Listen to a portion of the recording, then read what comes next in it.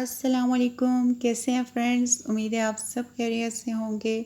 और आज मैं आपके लिए लाई हूँ KFC style chicken and burger.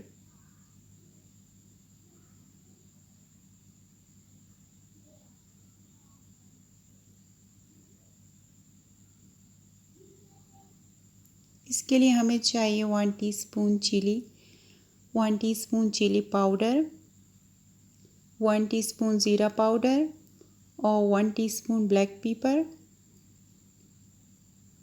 और 1 टीस्पून हम इसमें साल्ट ऐड कर देंगे और एक लेमन और 1 टीस्पून तंदूरी मसाला मैंने 1 कप दही में ऐड कर लिया है। और इसको मिक्स करके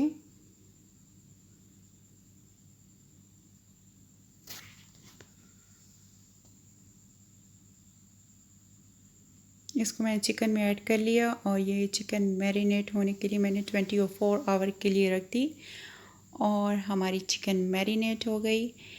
और इसके लिए हमें चाहिए वाटर, मैदा और ऑयल मैंने गरम होने के लिए रख दिया है और इसको मैंने मैदे में अच्छी तरह से मिक्स कर लेना है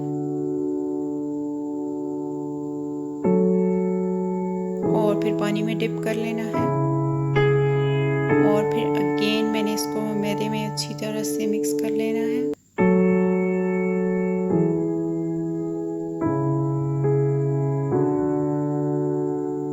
और ये देखिए फ्रेंड्स, इसके क्रम्स नज़र आ रहे हैं।